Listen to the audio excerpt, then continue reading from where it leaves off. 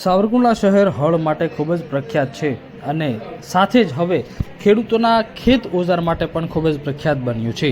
સાવરકુંડલાથી Africa તેમજ તાંઝાનિયા સુધી હળની નિકાસ કરવામાં આવી છે। મારું નામ છે માથુકિયા જિગ્નેશ ભીમજીભાઈ। મારું મૂળ ગામ વિસાવદર તાલુકાનું કાલાવડ ગામ। સૌપ્રથમ પહેલાં મારા પપ્પા ખેતી કામ કરતા હતા।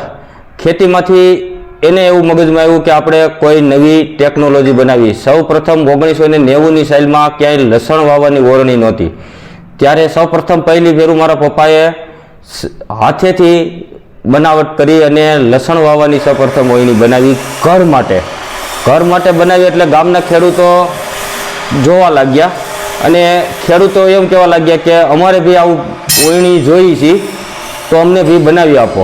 એટલે મારા પપ્પાએ એક બે ખેડૂતને ઓરણી બનાવી આપી। એમાંથી આજુબાજુના ગામના ખેડૂતો બી કહેવા લાગ્યા કે અમારે બી બનાવી છે, જેથી કરીને મારા પપ્પાએ પછી ધીમે ધીમે કરીને એક નાની વેલ્ડિંગની પેટી લીધી।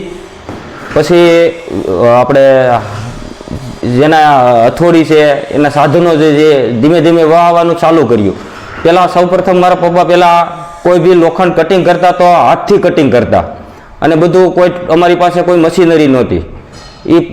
એ દ્વારા અમે સૌપ્રથમ પેલી આ લસણની વહેણી બનાવી। પછી એમાંથી ઘઉં વાવવા માટે તલ, અડદ, બાજરી, ઘઉં, જુવાર માટેની એ બધાની વહેણીઓ બનાવવાનું ચાલુ કર્યું। પછી અમે બળદની વાવવાની વહેણી ચાલુ કરી।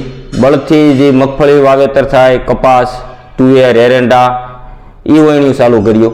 પછી આ વાતનો અમારે જે મેં વાત કરી 1990થી 95 સાલની વાત કરેલી છે। પછી મારા પપ્પાના મગજમાં એ રીતનું આવ્યું કે બળદથી લોકો ખેતી કરે છે। પછી સૌપ્રથમ પેલું મિની ટ્રેક્ટર બનાવ્યું।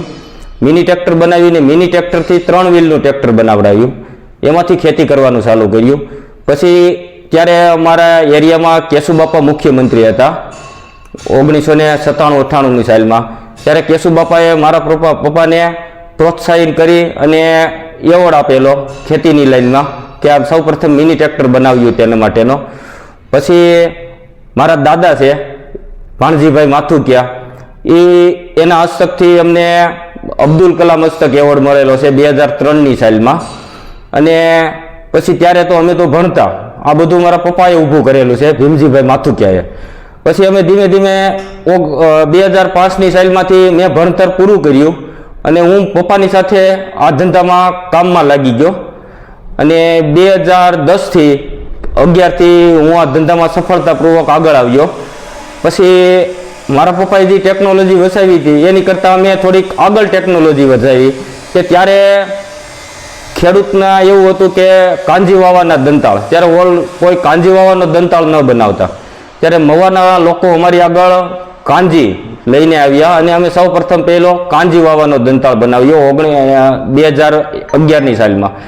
એ દંતાળ બનાવ્યા પછી ખેડૂતને ઘણી કરી રાહત મળી કે મજૂરો દ્વારા કાંજી તોડાવી પડતી હતી, હાથેથી સોંપાવી પડતી હતી। જે કામ 10 દિવસમાં કામ થતું હતું એ 2 કલાકમાં કામ થવા લાગ્યું। કાંજી વાવાની વહેણીઓ બનાવી, પછી એમાંથી અમને સફળતા મળી। તો આગળ જતાં અમે 2018-19થી કે લીલો ડુંગળીના લીલા રોપ સોંપવાના દંતાળો આવ્યા। ત્યારે ખેડૂતોને લીલો રોપ સોંપવા માટે બહુ મુશ્કેલી પડતી હતી, મજૂરનો પ્રશ્ન થતો હતો। પછી અમે ડુંગળીના લીલા રોપ સોંપવાના દંતાળ બનાવ્યા। એ દંતાળમાં અમને પૂરી સફળતા મળી, કારણ કે અમારા એ દંતાળ ગુજરાતમાં બી ચાલતા હતા, બહાર અમારા દંતાળની નજર વિદેશ ઉપર પડી। ત્યારે અમને આફ્રિકાની એક પાર્ટીએ અમને ઓર્ડર આપેલો કે આ ટાઈપનું અમારે દંતાળ બનાવવાનો છે।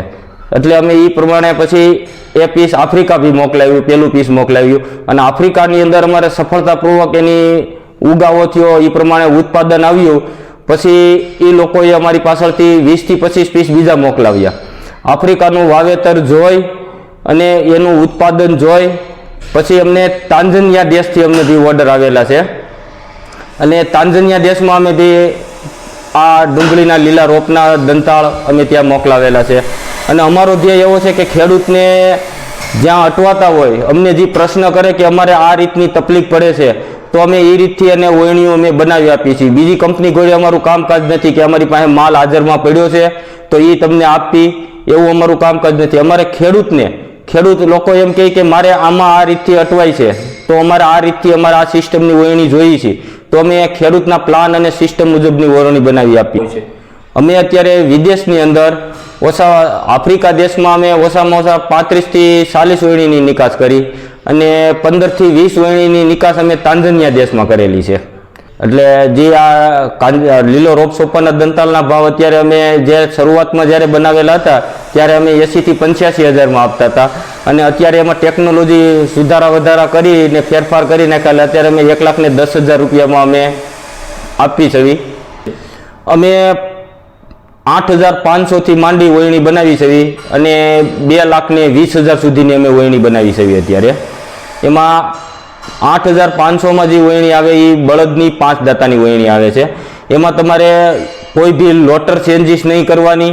એકને એક લોટરમાં તલ, મગ, અડદ, બાજરી, ઘઉં, જુવાર, મકાઈ, માંડવી, સોયાબીન, ચણાનું વાવેતર એક જ વરણીમાં થઈ શકે છે. અને અમારી વરણીની એક એ ખાસિયત છે કે મગફળીના જ્યારે વાવેતર ખેડૂત લોકો કરે છે ત્યારે બીજી કંપનીની જે વરણીઓ છે એમાં મગફળીની અંદર મુંડાની દવા, થાયરમ પાવડર, પાણીનો પટ મારે છે, તો એમાં મગફળીનો દાણો ફસાઈ જાય છે કે આપણે ખેડૂતને ધાર્યું ઉત્પાદન કે ધાર્યું બીઓ જે જવા દેવો હોય એ બીઓ જઈ શકતો નથી. અમારી વરણીમાં એક અમારી મોનોપોલી, અમારી ખાસિયત છે કે મુંડાની દવા, થાયરમ પાવડર, પાણીનો પટ મારેલો હોવા છતાં અમારી વરણીની અંદર બીજ રોકાતું નથી કે બીજનું ફાડું નથી થતું, એવી અમે ખેડૂતને ગેરંટી સાથે વાત કરવી છે કે અમારી વરણીમાં તમારે એક જ લોટરની અંદર 1 કિલો બિયારણ વાવેતર કરવું હોય તો અમારી વરણીમાં 1 કિલો બિયારણ વાવેતર થઈ શકે. અને એ જ લોટરની અંદર કે તમારે 35 થી 40 કિલો સુધી બિયારણનું વાવેતર કરવું હોય તો એ જ લોટરમાં બિયારણ